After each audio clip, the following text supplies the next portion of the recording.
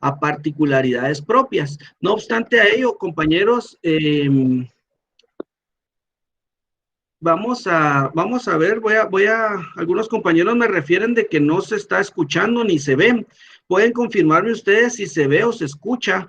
Por favor, compañeros, si tuvieran la bondad ustedes de identificarme si se está escuchando, les voy a requerir para no atrasar, en este caso, el curso. Vamos a enlazar nuevamente, por favor, verifiquemos si se está escuchando la presentación. Por favor, compañeros, si ustedes podrían confirmarme, sería de mi interés, ¿verdad? Esto para que ustedes puedan tener de mejor manera o de mejor forma la información y que no exista problema a la recepción de la misma. Entonces, les digo esto porque sí, me están informando los compañeros que sí, efectivamente se escucha. Verifiquémoslo, por favor, porque sí tengo más información, incluso tengo correos electrónicos en donde me han referido que no se está escuchando. Entonces, vamos a... por favor, los que tienen activo su micrófono, tengan la bondad de apagarlo, jóvenes, por favor.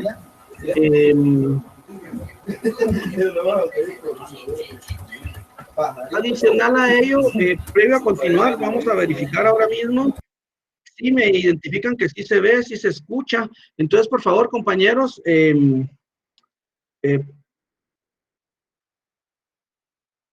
bueno.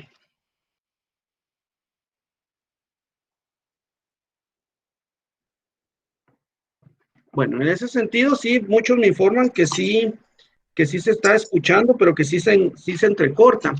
Digamos, vamos a dar, tenemos 3:48 tengo yo. Por favor, les voy a requerir de que,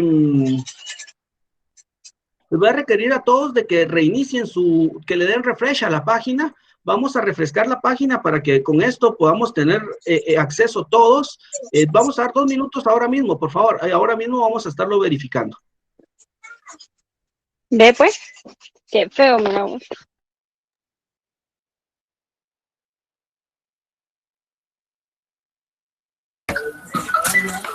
No se escucha. No se escucha nada.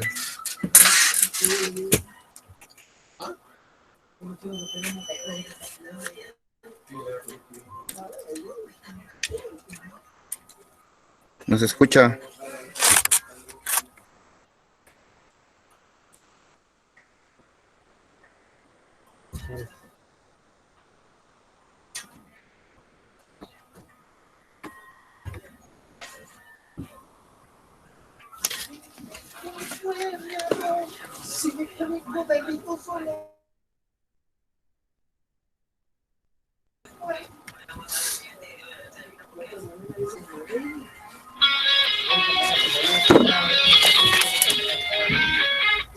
¡Ay!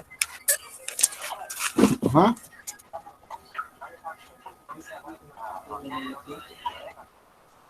¿Quieres hablar? No tienes que hablar con el oficial a ver qué nos dice, si nos miramos una vez. Hablar con el oficial.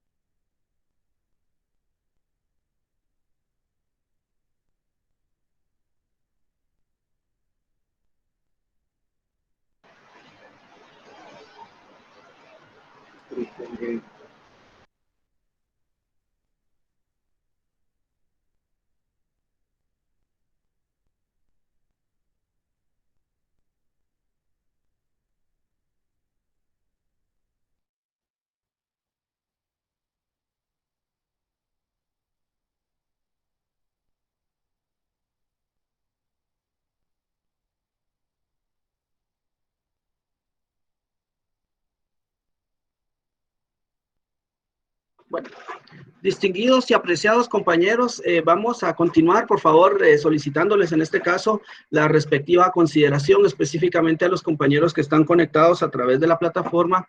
Por favor, les voy a suplicar puedan apagar sus respectivos micrófonos.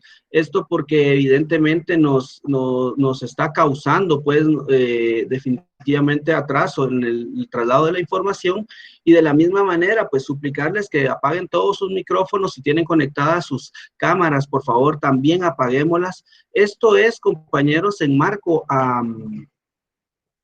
Esto es en marco, ¿verdad? En este caso, a poder llevar a cabo de una manera fluida el curso, ¿verdad? Les agradezco a todos por estar pendientes. Vamos a iniciar. Voy a recapitular un poquito lo relacionado al contrato de promesa para que empecemos a identificarlo e irlo determinando. En ese respectivo orden de ideas, pues ya he visto que varios compañeros me han identificado que efectivamente se encuentran conectados y activos en marco en el curso. En ese sentido, vamos a iniciar, ¿verdad? De conformidad con el artículo 1676, que es el contrato de promesa. El contrato de promesa no es más que esa promesa unilateral que se establece de una persona a favor de otra, otorgándole la opción de adquirir una cosa o un derecho en las condiciones pactadas o por un tiempo convenido. En este caso, el contrato de opción, podemos patentizarlo también en lo que para el efecto establece el artículo 1676 que nos establece, perdón, 1677 que establece, la opción puede ser contrato independiente o celebrarse como pacto accesorio de otro, y en ambos casos debe contener las condiciones en que ha de realizarse el convenio. Digamos, en este caso, en el contrato de opción lo vamos a ver de que efectivamente se encuentra regulado en la misma condicionante que regula el contrato de promesa. Pero ¿cuándo podemos establecer un contrato de opción? ¿Cómo podemos ejemplificarlo? Por ejemplo, si ustedes tienen un plan de teléfono en cualquiera de las compañías, Tigo, Movistar, Claro, cualquiera de las compañías que se pueda llevar a cabo el mismo, ustedes van a poder ver como opción, en este caso, contratar un servicio. Por ejemplo, mire, yo accedí al servicio a través del cual pago 130 quetzales de forma mensual y me dan 50 minutos a otros números, llamadas ilimitadas a Claro, etcétera. Bueno, de esta cuenta vamos a identificar y vamos a establecer algo importante. ¿Cuál es este carácter de importancia?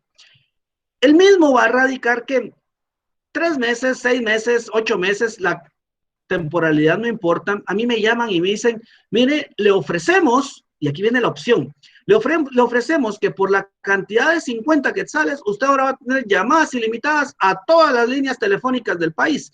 Y aquí viene la opción. Esta es la oferta, esta es la posibilidad. Si bien es cierto, yo no estoy obligado, puesto que yo ya tengo una obligación contractual. Aquí viene la opción. ¿Y qué es la opción? Una promesa unilateral. Yo no la estoy instando, a mí me la están ofreciendo. Y por eso el artículo 1678 establece la aceptación, la aceptación del optante, y por favor subrayemos la aceptación del optante, porque quiere decir de que el adquiere opción debe ser expresa y puede ceder de otro su derecho de opción si no tuviera expresamente facultado por el promitente. ¿Qué quiere decir esto? En este caso, cuando a mí me llaman y yo digo, sí acepto, recordemos que una formalidad es el contrato por vía telefónica. Y esta característica es una manifestación expresa que al momento en el cual yo lo acepto, voy a empezar a gozar del beneficio, pero también voy a tener que estar obligado al pago correspondiente. Y este es el contrato de opción. Es darle la opción, ojo, opción de alguien de acceder a un beneficio, de acceder a un derecho. Pero ojo, no es lo mismo que el contrato de promesa, porque recordemos que en el de contrato de promesa yo les identificaba el por qué era necesaria la bilateralidad, específicamente en cuanto a este acto ordinario en el que deben existir manifestación de voluntad de todas y cada una de las partes. Y es por ello que entonces el contrato de opción se va, en este caso, va a cambiar porque lo que hace es generar una opción de acceder a, sin generar consecuencias, porque la opción yo decido si acepto o no acepto y no me va a tener una consecuencia aceptar o no esa condición. En el contrato de opción es lo mismo como cuando ustedes les llaman de las tarjetas de crédito y les dicen, mire, usted ha sido beneficiado y tiene un extrafinanciamiento, el cual se le traslada ahora mismo a su cuenta, su contrato va a radicar en que usted va a pagar únicamente la módica cantidad del 22% de intereses y adicional a ello, usted se ve beneficiado en que puede realizar pagos quincenales, pagos mensuales y esto es una opción de acceder a un crédito. Ojo, es algo optativo. Usted ya sabe que va a tener intereses, ya sabe que va a tener una cuota fija, ya sabe que va a tener cómo resolver una condición jurídica, pero usted no ha llevado a una promesa de aceptación. No sé si me explico. De esa cuenta, esa opción, esa promesa unilateral nos va a conllevar entonces a que evidentemente nos va a conllevar entonces a que el contrato particularmente se va a llevar a cabo única y exclusivamente a través de una promesa específica. En ese sentido y en ese respectivo orden de ideas, vamos a proceder ahora mismo voy a darles 5 minutos para que ustedes puedan realizarme las consultas. Yo solo voy a hacer una revisión ahora mismo y de forma inmediata voy a conectarme nuevamente con ustedes. Esto es con la finalidad de verificar unos asuntos de conexión, compañeros. Yo esto ahora mismo lo arreglo y no obstante ahí ustedes pueden escribir sus dudas, sus consultas correspondientes y yo voy a estar contestando las mismas.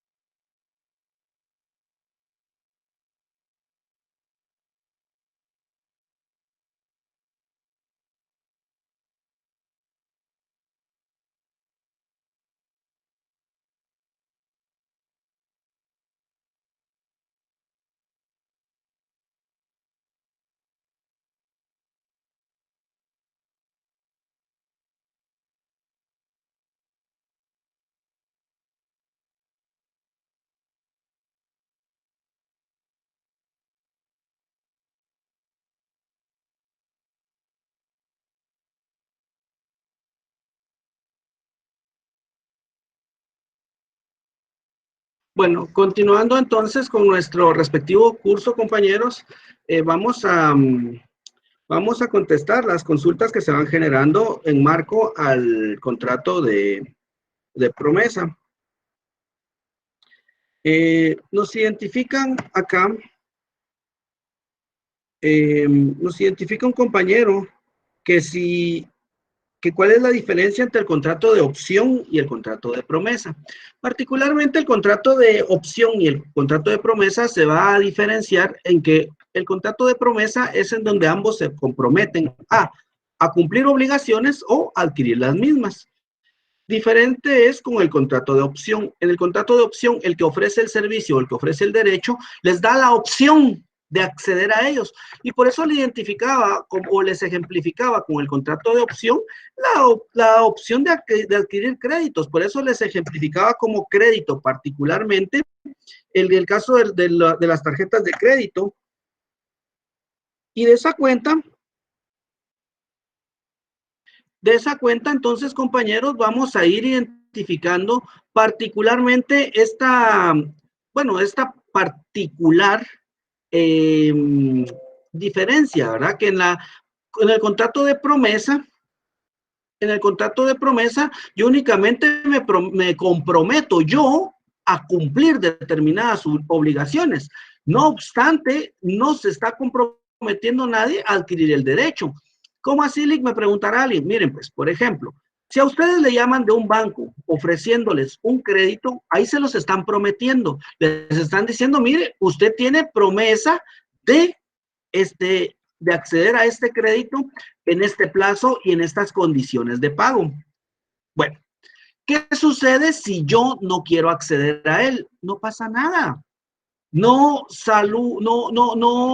sucede absolutamente nada porque yo únicamente esa promesa la he llevado en una forma, en este caso, unilateral. Ahora bien, en este caso, el contrato perdón, eso es en cuanto a la opción. Ahora bien, en el contrato de promesa, ambas partes van a adquirir derechos y van a determinar sus respectivas obligaciones. Por ejemplo, en la promesa de bienes inmuebles o en la compra de una promesa de un bien inmueble, yo me comprometo a pagar el valor, pero también me voy a comprometer a venderlo, que es la consecuencia de la otra parte. De esta cuenta es importante y es preciso establecer de que efectivamente uno del otro se diferencia en cuanto a quién emite la obligación. En la opción es una promesa o es una condicionante unilateral y en el contrato de promesa de promesa, aquí ambas partes van a adquirir el derecho y van a adquirir evidentemente su respectiva obligación. Bueno, nos pregunta aquí Beatriz Aldana, ¿el contrato de promesa entonces no lleva un documento en el cual no tiene que firmar? Pues puede haber o no un contrato, ¿verdad? Les hacía referencia a la opción, específicamente a la opción, porque en la opción es un tanto informal y particularmente porque deriva de ser una opción unilateral, pero claro que sí puede haber por escrito. Por ejemplo, en el contrato o del contrato de opción también podemos verificar cuando hay bienes que están en venta y tienen un determinado valor, pues ustedes saben definitivamente que pues, si yo accedo y lo compro es mi derecho. Y consecuentemente, si no se cumple el contrato de opción, ¿quién es el único que puede tener consecuencias por no cumplir en el contrato de opción? El que otorga la opción, porque es él el que está ofreciendo el servicio o el que está ofreciendo el bien. No así en cuanto al contrato propio de promesa, que en el contrato de promesa son ambas partes o ambos sujetos quienes van a acceder a la obligación y que eminentemente van a estar establecidos a cumplirlos. Bueno, en ese sentido vamos a identificar las características. Bueno, me pregunta acá Byron. O sea que prácticamente el contrato de opción es abierto y me permite adquirir nuevos servicios. Pues no es que sea abierto, es que usted tiene la opción de acceder al contrato o de adherirse al mismo. En cambio, en el contrato de promesa ya está prometida la condición y únicamente, o la diferencia particular entre ambos es que en el contrato de promesa ambos tienen obligaciones. En el de opción es una obligación únicamente de quien promete cumplir el contrato. ¿Me explico?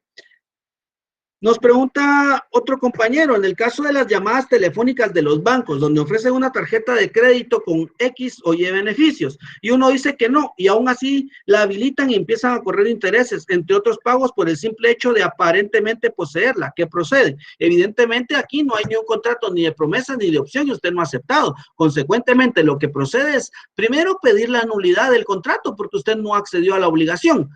Segundo, si efectivamente a usted le están realizando cobros, puede incluso denunciar este acto ante la DIACO, tomando en consideración de que usted como consumidor está siendo violentado. Bueno, espero entonces haberles podido establecer sus respectivas preguntas, compañeros. Continuando, continuando con nuestro curso.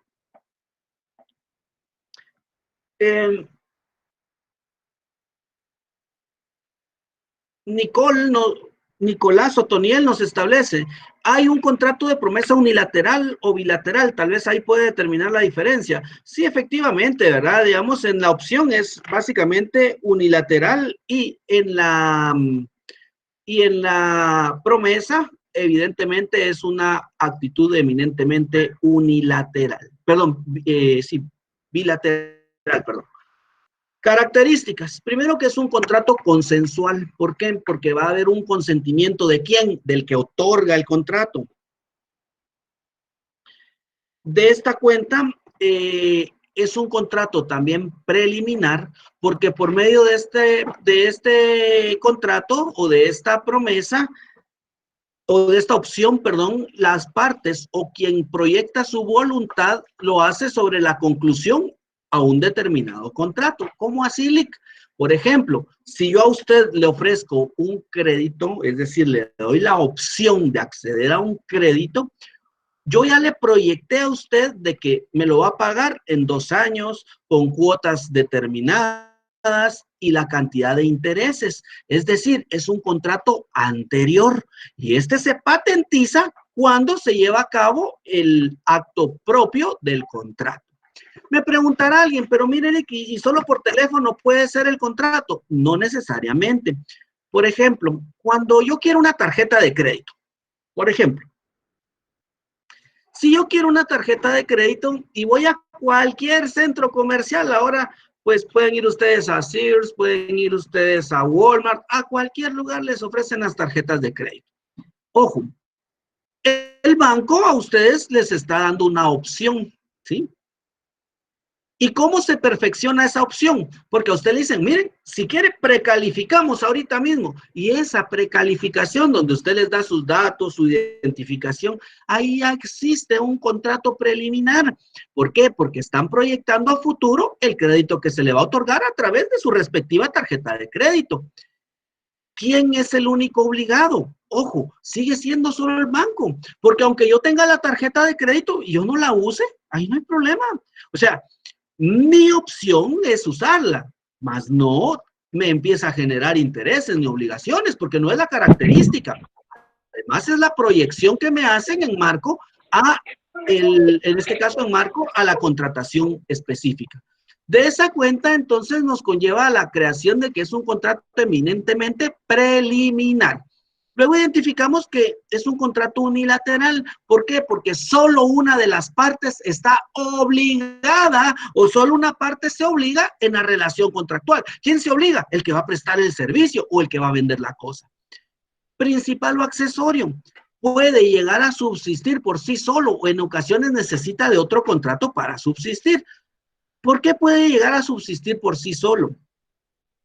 Evidentemente, porque definitivamente este tipo de contratos pueden o establecen ese marco de obligatoriedad.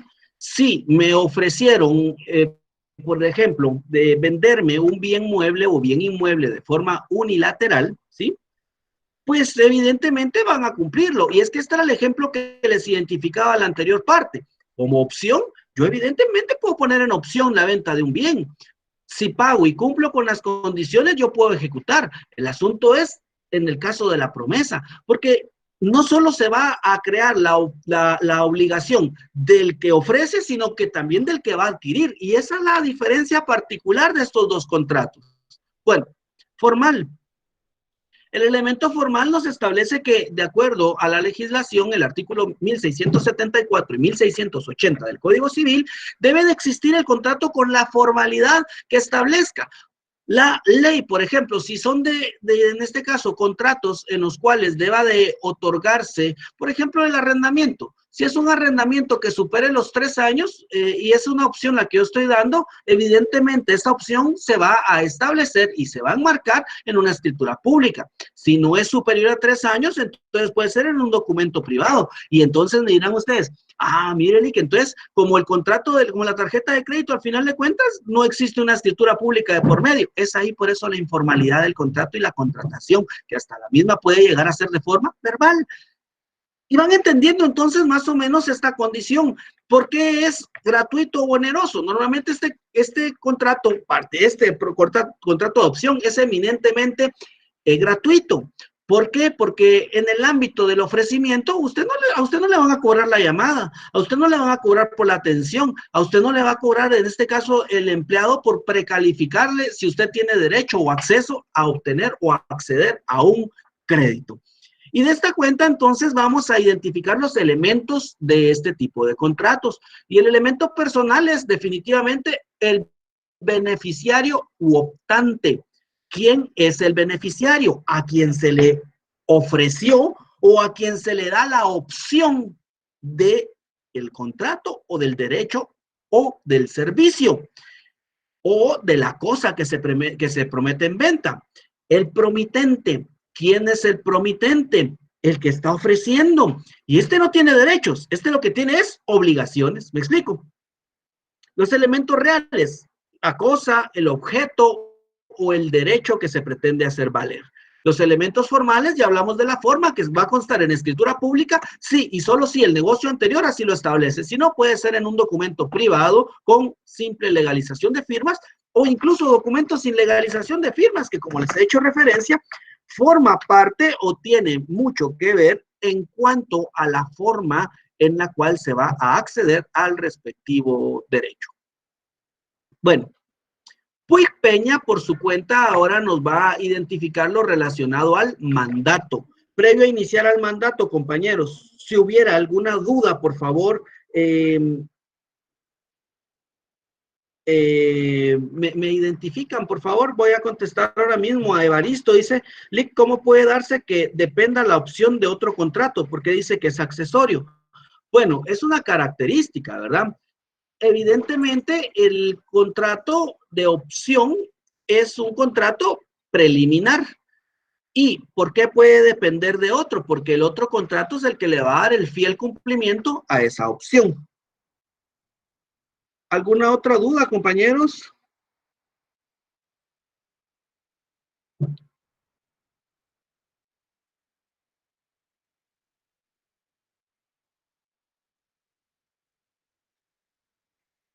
¿Otra duda, compañeros? Bueno, vamos a esperar. Vamos a verificar el correo electrónico.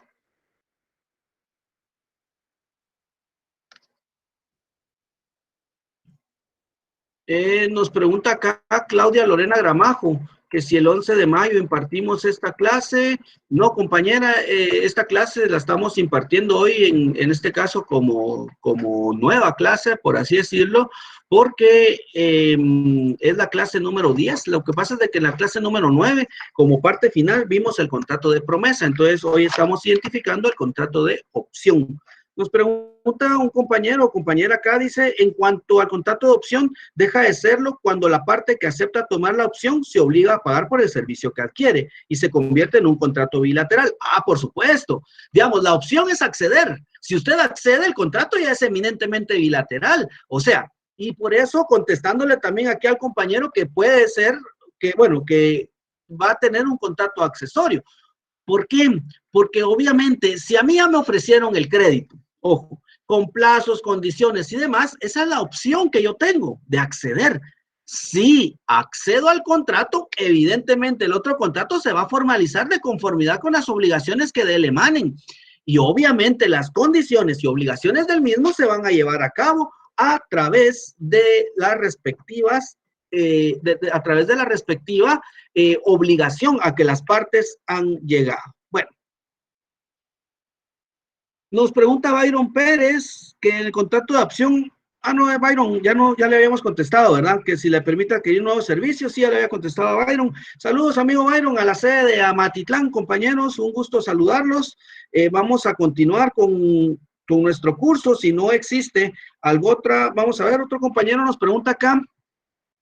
Si se ofrece un beneficio a mi persona, pero no me interesa, ¿puedo transferir esa opción a alguno que sí pueda interesarse o es de opción exclusiva de quien reciba? Sí puede transferirlo, pero ojo, por ejemplo, si esa opción es de un crédito precalificado de forma personal, evidentemente no, porque a lo mejor la otra persona no tiene ese derecho, pero sí podría ser, por ejemplo, la opción de la compra de un bien o la adquisición de un servicio distinto que no tenga previamente una precalificación, pues sí puede ser cedido. De hecho, esa condición la establece, ¿verdad? El artículo 1677 y 1678 del Código Civil. Bueno.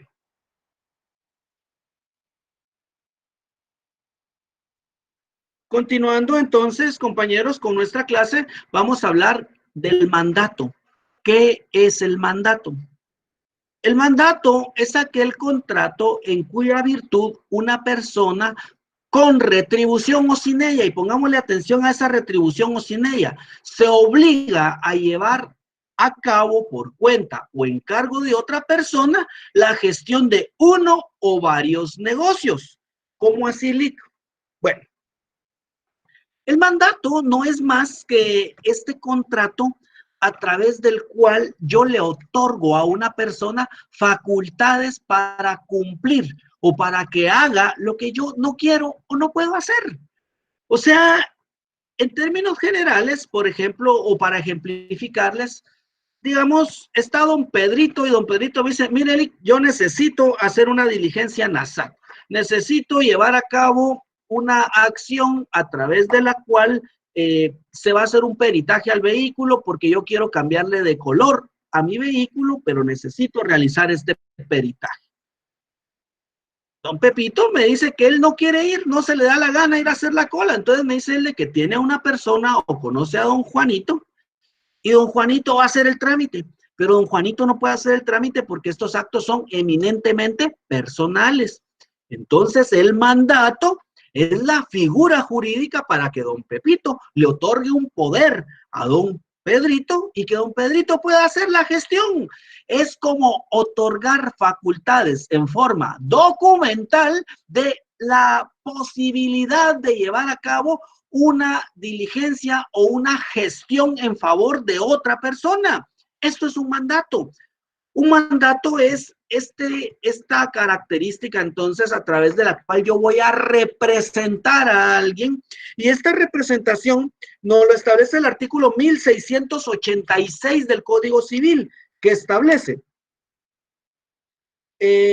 por el mandato, una persona encomienda a otra realización de uno o más actos o negocios.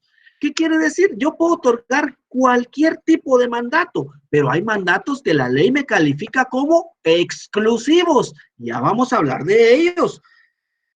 Puede entonces el mandato otorgarse con representación o sin ella.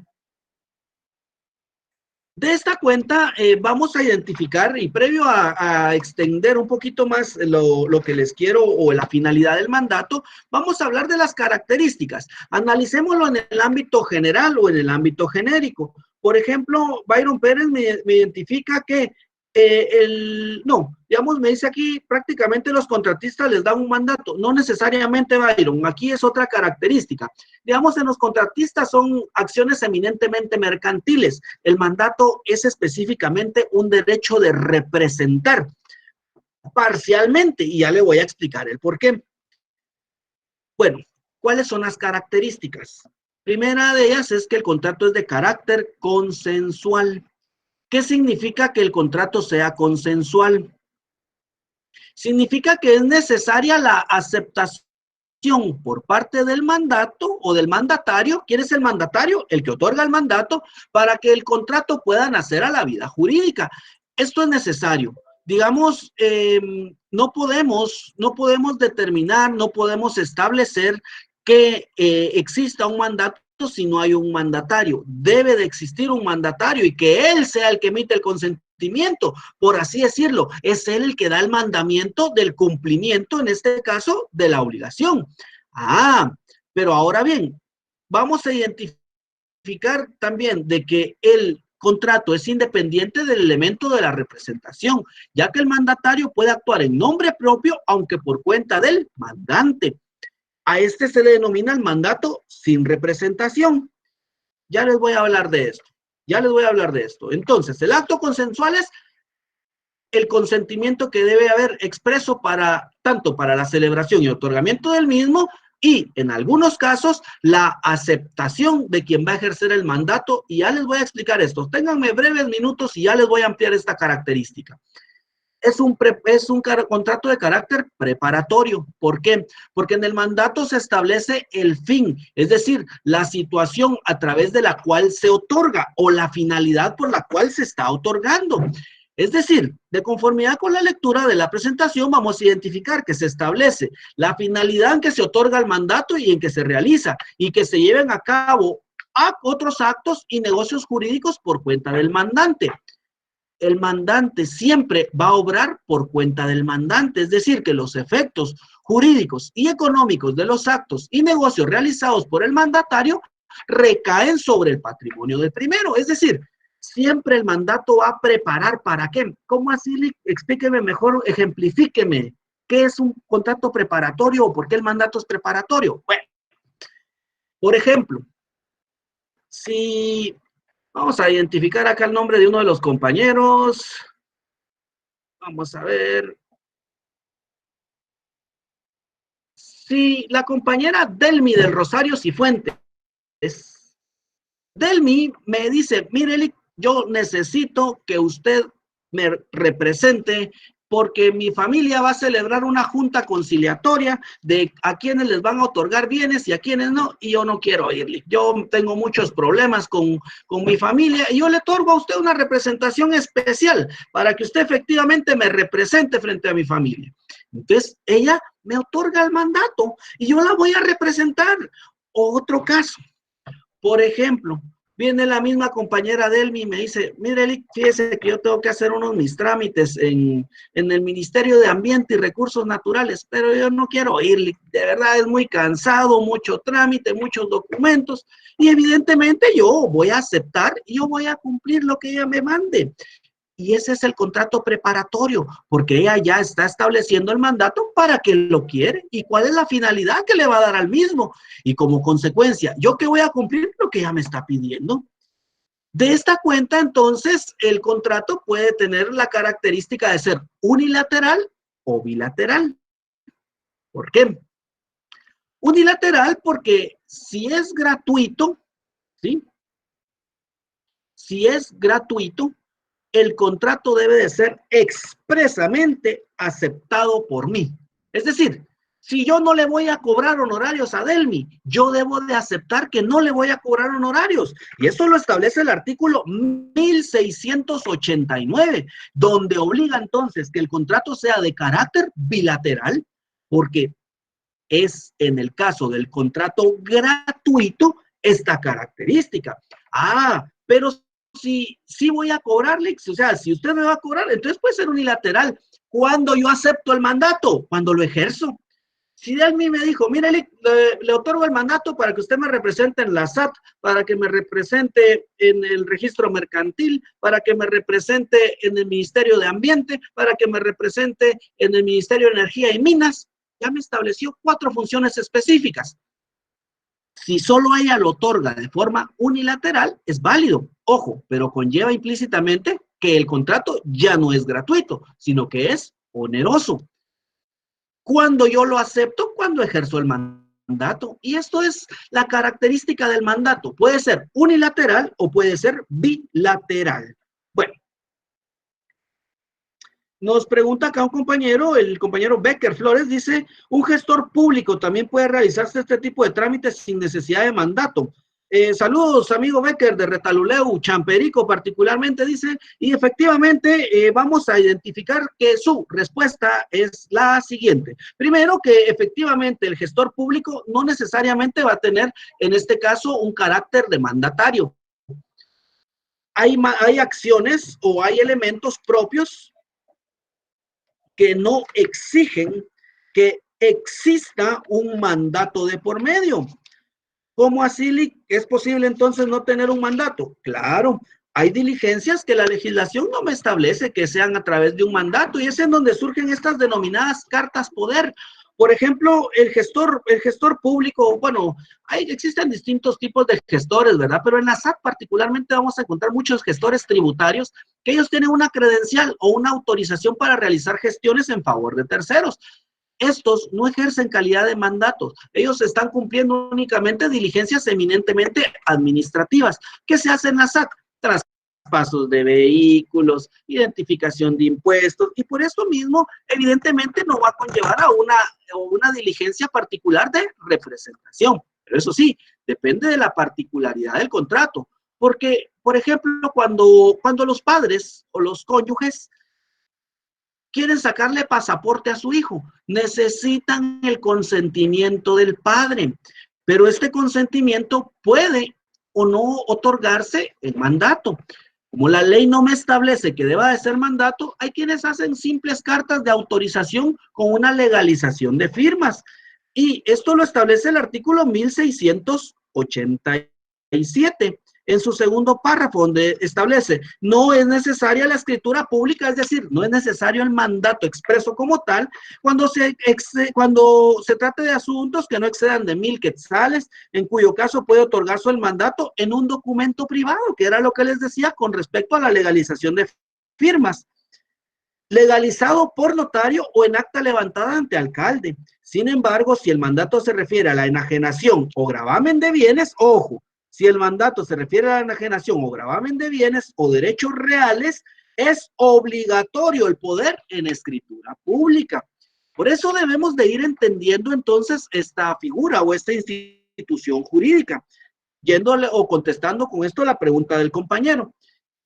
Luego vamos a identificar, Byron nos dice, eso se puede dar cuando una persona está en Estados Unidos y quiere realizar ciertos trámites en Guatemala. Así es solo que en el caso de los documentos provenientes del extranjero, compañero, no tengo en mente ahorita el artículo, pero la ley del organismo judicial me establece las formalidades que deben de cumplir, pero efectivamente se hacen a través de un mandato y que va a tener las características de un mandato que se otorga tal cual fuera en Guatemala.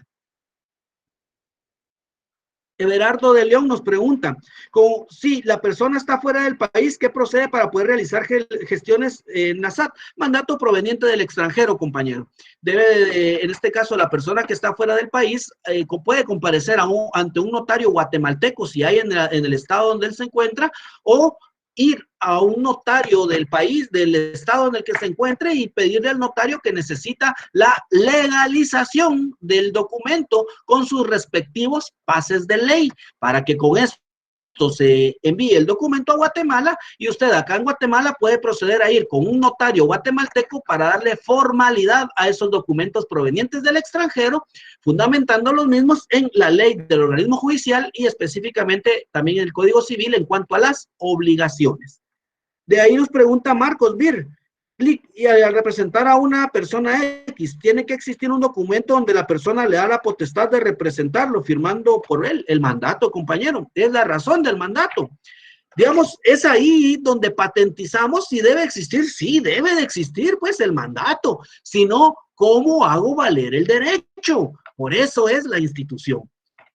Intuitu personae, ¿qué significa? La calidad de las personas, la calidad personal de las partes y la confianza que existe entre ellas es la esencia del contrato. Es por ello que las partes no pueden ceder a tercero sus derechos o transferir sus obligaciones derivadas del mandato.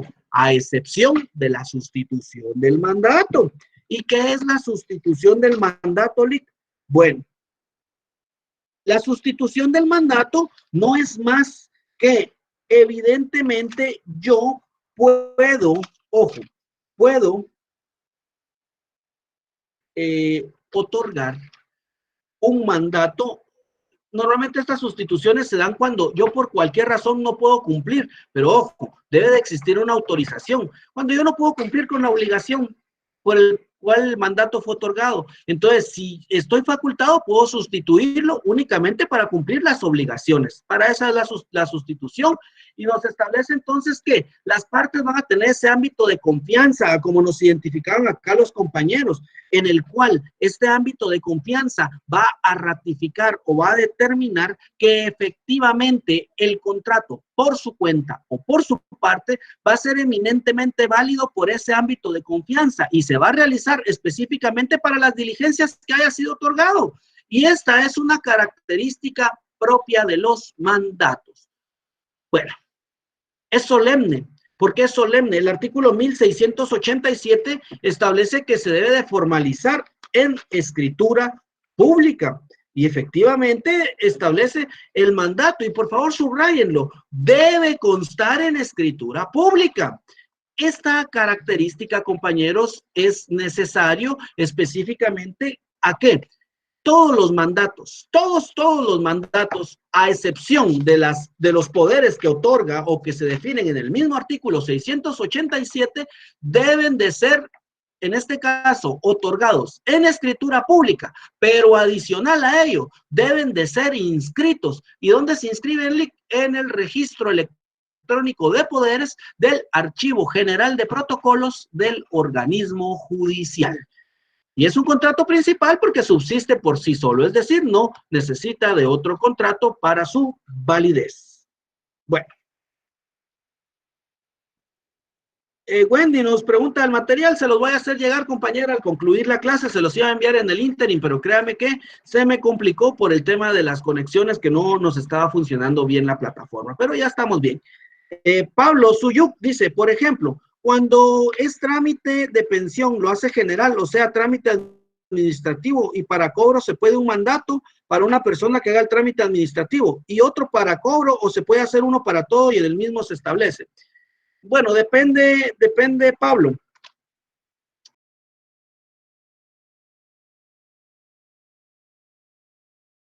Por ejemplo, y ahorita vamos a hablar de las clases de mandatos. Déjeme hablar de las clases de mandatos y le voy a contestar su pregunta en lo que imparto la clase o las clases de mandatos. Primero vamos a encontrar los mandatos con representación. El artículo 1686 nos establece que el mandatario nombra en nombre del mandante y los negocios que realice dentro de las facultades que se le hayan conferido y obligan directamente al representado. ¿Qué quiere decir esto? Cuando es un mandato con representación, quiere decir que todos los actos que yo lleve a cabo van a ser en nombre del tercero y de conformidad con la ley, y aquí nos va a generar una consecuencia. Entonces, ¿puedo yo ejercer un mandato sin representación? Sí. Nos establece que el mandatario obra en nombre propio, sin que los terceros tengan acción directa contra el mandante. Es decir,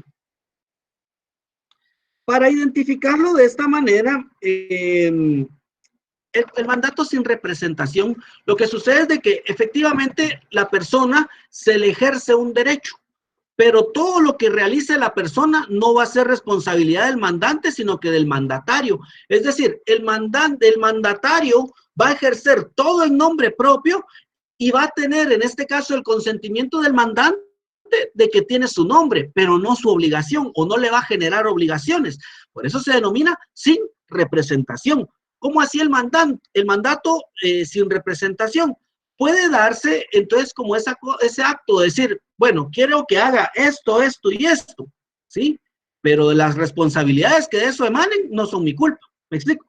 En cambio, el mandato con representación es, mire, yo vengo en nombre de tal, tal y tal, y todo lo que yo haga es responsabilidad del que me otorgó el mandato.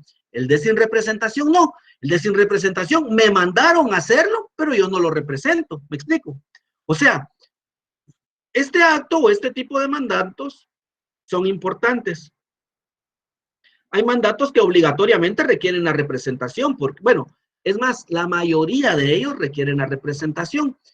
Cuando son sin representación, puede ser, por ejemplo, ir a hacer un mandado, ¿verdad? Si así quieren verlo, es que eso al final de cuentas es ir a hacer un mandado, es decir, bueno, quiero que haga esto, esto y esto, y todo lo que suceda es su responsabilidad. Por ejemplo, si vengo yo y le digo, o viene don Pepito y me dice, mire, Lick, fíjese que yo quiero otorgarle a usted un mandato para que me vaya a traer mi camión, pero mire, pues el mandato es mío y usted al presentar el mandato van a saber de que el documento, lo que va dentro del camión es mío, pero todo lo que suceda en el camino de allá para acá es su culpa, pues usted no me está representando a mí. Usted va, yo lo estoy mandando a que vaya, yo le voy a pagar a que lo haga, pero todo lo que suceda y de que usted llegue a acuerdos allá, usted va a ser el responsable. Si yo lo acepto, evidentemente voy a cumplir lo que él quiera, pero no lo represento a él, yo voy en mi nombre propio, por así decirlo. Y todas las obligaciones o todas las consecuencias van a ser, en este caso, en mi contra. Bueno, continuando entonces,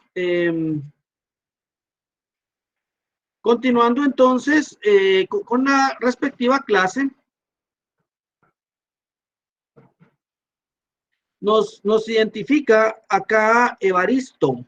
¿Se puede convenir mandato entre dos personas para que una de las partes administre bienes de un menor de edad, ya fallecidos los padres? No. Si los padres están fallecidos, compañeros, recordemos de que acá estamos hablando ya de una institución jurídica distinta. La institución jurídica efectivamente es una, o en este caso debe de ser una tutela, ¿verdad? No podemos hablar de mandato porque obviamente los padres al fallecer se podría extinguir cualquier obligación. No obstante a ello, recordemos de que existen delegaciones, ¿verdad? Que evidentemente son limitativas. Por ejemplo, en el caso de que, por ejemplo, cuando los padres tienen a los hijos, y los hijos evidentemente, pues están al cuidado de ambos, pero se separan. Y se separan ellos y por una u otra razón no saben quién de los dos va a cuidar al menor. Sin embargo, pues los menores no van a quedar al aire y efectivamente vienen las personas o los cónyuges, tiran la moneda al aire a ver quién le gana, aquí a ver quién gana o quién se queda con la protección de los menores y por alguna razón gana la abuela. ¿Qué sucede? A la abuela no le van a otorgar un mandato para que represente a los niños. No, en todo caso a la abuela le van a otorgar un carácter de guarda y custodia, que no tiene nada que ver con el mandato, compañeros. No cambiemos esa característica o no lo malinterpretemos, porque el mandato efectivamente va a tener estas características. Estas características efectivamente van a ser eminentemente personalísimas. Bueno, el mandato general, bueno, vamos a ver, continuando con las preguntas. Bueno, yo creo que ahí estamos. Continuando entonces, compañeros, el mandato general de conformidad con el artículo 1690, ¿en qué consiste? El mandato general establece, el mandato puede ser o es general o especial. El general que comprende todos los negocios y el especial contra uno o más determinados. ¿Qué quiere decir esto? Si yo otorgo un mandato general, es decir, que va para cualquier gestión, pero ojo, pongámosle mucha atención al mandato especial, porque hay casos en los cuales el mandato o tal vez esto no lo han contado ustedes establecido precisamente en la ley, sino que por disposiciones internas. Por ejemplo, cuando hablábamos de la realización de esta diligencia para llevar el expertaje de un vehículo, en la Policía Nacional Civil les requieren a ustedes que tengan un mandato especial para eso. Y normalmente los mandatos especiales o generales se van a diferenciar específicamente en cuanto a qué voy a otorgar yo para el cumplimiento. Pero ojo, el artículo 1692 sí nos establece, en este caso, una característica que no deja de ser un mandato especial, pero ojo, va a tener una característica distinta, es decir, específica. ¿Por qué? Porque la ley denomina cómo se va a llevar a cabo el mandato. Porque el artículo 1692, y por favor subrayémoslo, Se necesita, y subrayen ustedes, poder especial, que es el mandato específico, para donar entre vivos, contraer matrimonio, otorgar capitulaciones matrimoniales, pactar bases referentes a la separación o al divorcio, demandar la nulidad o insubsistencia del matrimonio, constituir patrimonio de familia, reconocer hijos y negar la paternidad. Subrayemos eso porque esto es un mandato que la ley me faculta y me establece principalmente que debe de ser especial. Pero me dirá alguien, pero mire, que el artículo 1693 me establece otro mandato, también es específico, pero este tiene una característica aún distinta. Y vean, el poder general necesita cláusula especial, y por favor subrayen eso, el poder general necesita cláusula especial, fundamentados artículos 1692 y 1693, estos mandatos específicos. ¿Por qué necesita cláusula especial? Para que pueda enajenar, hipotecar, afianzar, transigir, gravar o disponer de cualquier otro modo la propiedad del mandante y para todos los demás actos que la ley requiera.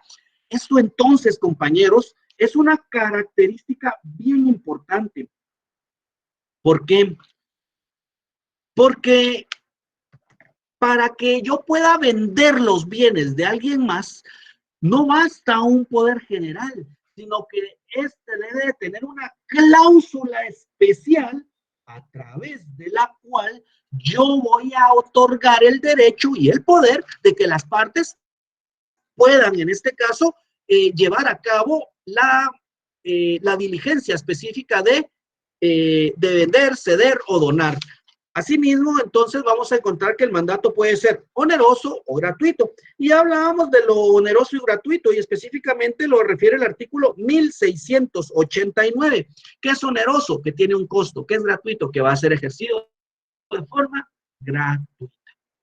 Formas de terminación del mandato. Primero, por vencimiento del término que fue otorgado o para, en este caso, del tiempo que fue otorgado el mismo. Yo puedo otorgar un plazo por 1, 2, 3, 4, 5, 6, 7, 8, 9, 10, no importa los años. Incluso puedo otorgarlos hasta de carácter indefinido. Sin embargo, es importante, ¿verdad? Y esto es importante establecer que el mandato de conformidad con la ley no puede, o cuando no tiene un plazo específico, ¿sí? Cuando no tiene un plazo específico, el mandato se tendrá por otorgado por un plazo máximo de 10 años. De esta cuenta, entonces, esto lo establece el artículo 1726, que establece el mandato general que no exprese duración se considera conferido por 10 años, que era lo que les refería en cuanto al término, ¿verdad? Cuando no hay un término. Bueno, segundo, por concluirse el asunto para el que se dio. Quiere decir, si fue un mandato especial, pues cuando se concluya la parte especial. Cuando se establece o cuando se determina de que es un contrato con cláusula especial, cuando se cumple el efecto de la cláusula especial. Bueno, por revocación, el artículo 1699 nos establece que en este caso el mandato puede ser revocado y el mandato es esencialmente revocable aun cuando sea conferido plazo o para asunto determinado. Pero si hubiera sido aceptada la revocación, solo producirá efectos desde la fecha en que se notifique al apoderado. Quiere decir de que yo puedo revocar el mandato como mandatario. Si bien es cierto, perdón, como mandante, si bien es cierto, yo tengo derecho de otorgarlo, también puedo tener el derecho de revocarlo, es decir, de anularlo. De ahí tenemos por la renuncia de conformidad con los artículos 1709 y 1710 del Código Civil, y nos establece el 1709. Cuando el mandatario queda inhabilitado o le sobrevienen causas de incompatibilidad y el mandante no ha designado sustituto, podrá el juez, bajo su responsabilidad, mientras que aquel lo hace, pero solamente para continuar con los asuntos dependientes de carácter urgente. Y el 1710 establece: sin la autorización previa y escrita del mandante, no puede el mandatario usar ni adquirir para sí mismo, para sus parientes legales, las sumas o bienes que él haya recibido a su cuenta, bajo pena de nulidad. Bueno, finalmente vamos a encontrar por la muerte o interdicción del mandatario, y el artículo 1722 nos establece la muerte del mandante. Y dice, el apoderado, ¿quién es el apoderado? El mandatario deberá continuar ejerciendo el mandato, pero solamente para asuntos pendientes y mientras se apersonan los representantes legales, y en ningún caso para nuevos negocios. Bueno, ¿dudas con el mandato, compañeros? Bueno.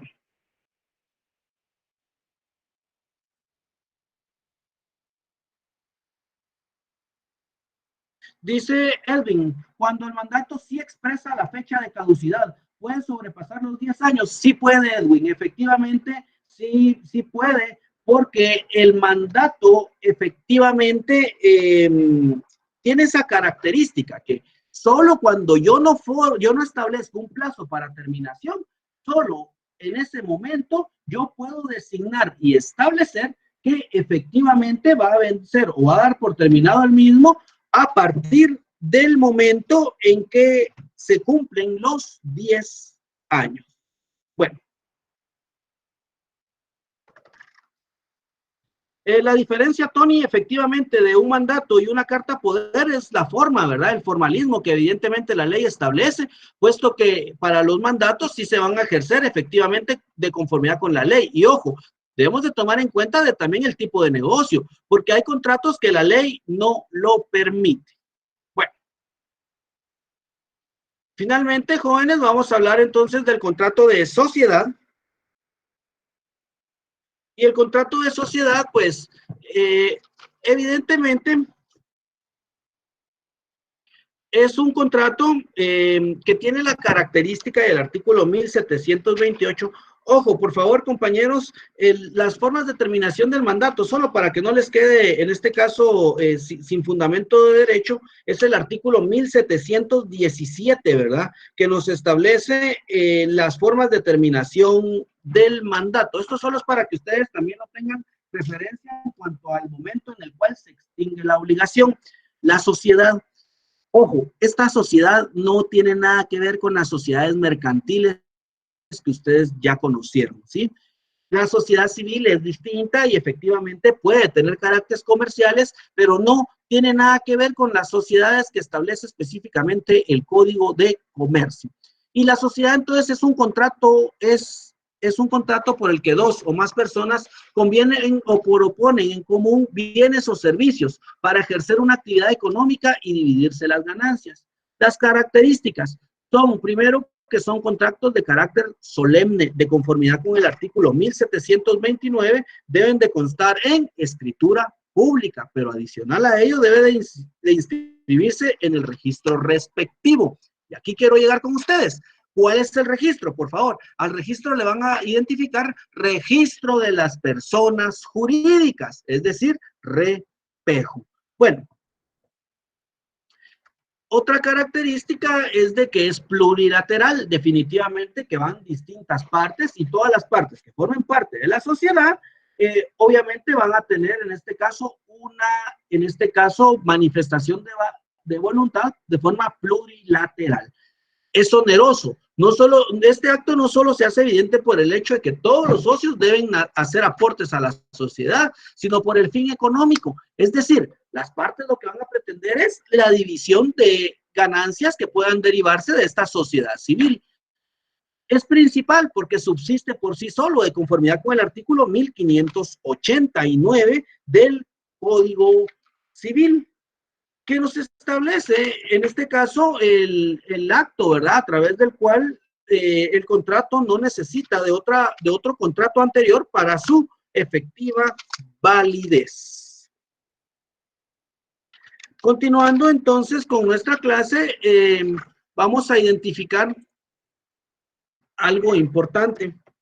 Y es que una de las características también es de que debe de haber consentimiento de las partes y este consentimiento nos conlleva específicamente a que las partes van a hacer valer por sí mismas cuáles van a ser las condiciones contractuales, fundamentadas estas condiciones contractuales en el artículo 1728, 1744, que deben de poner la masa en común. Nos establece el artículo 1744 que los socios deben poner la masa en común dentro del plazo convencido. ¿Qué es la masa común? El capital.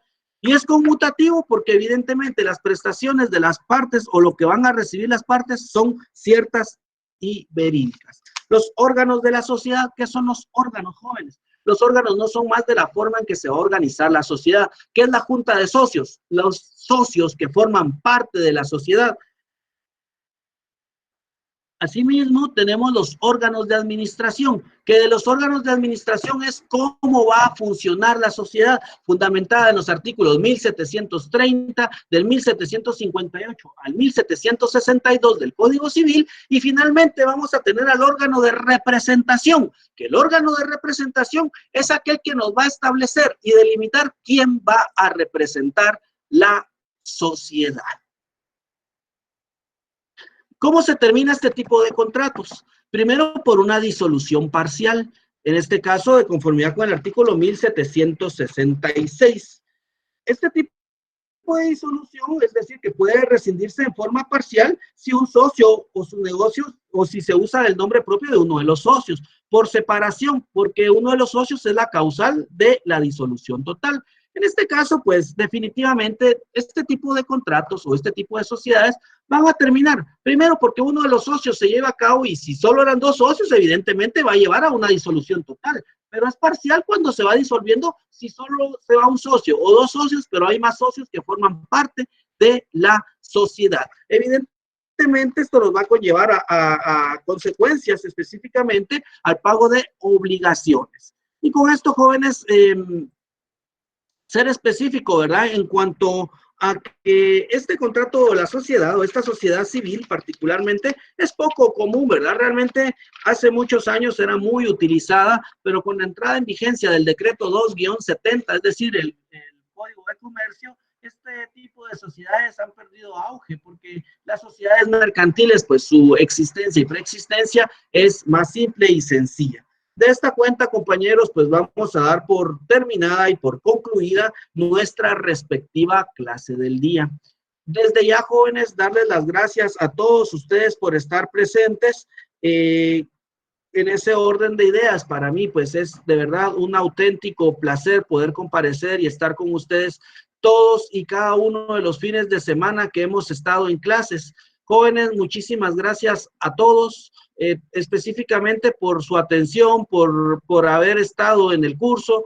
Recuerden, compañeros, si alguno de ustedes tiene dudas, la siguiente semana, perdón, la presente clase también se vuelve a impartir el día de mañana en el mismo horario, de la misma manera hacerles ver que los días viernes también estoy impartiendo el mismo curso. Y de esta cuenta, compañeros, esto es con la finalidad de poderles ampliar la clase lo más que puedan y las dudas irlas agotando de la mejor manera. Jóvenes, es un auténtico honor poder compartir con todos y cada uno de ustedes.